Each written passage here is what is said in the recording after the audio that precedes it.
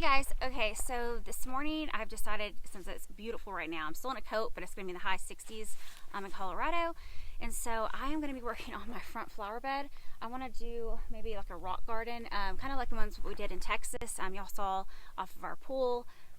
Not probably as wide. I want to kind of keep it simple, so I'm going to do it very low maintenance because right now we don't even have a water hose that's by our house, which I don't know why they didn't do that, but we're going to be getting a new well put in, so I'm going to have them bring the water line over here so I can have a water hose. But so as you can see, this is what I'm going to be working with. I'm going to go around our property and pick up some stones.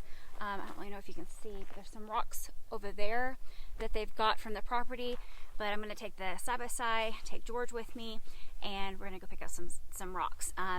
Alright, so cut me off. So I'm going to do like levels of different rocks, just going to give it some layers, I guess you would call it. But I can't wait to get it started.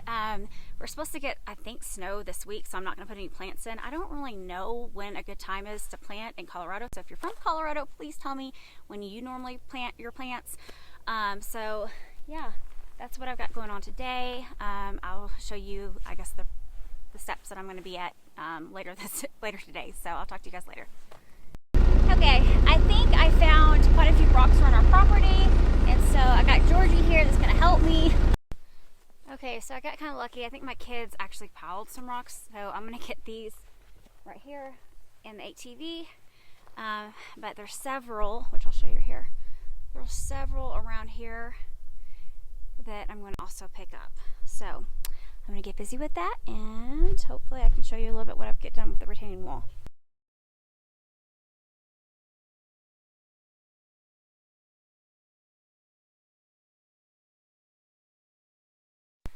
Okay, so this is what I've got.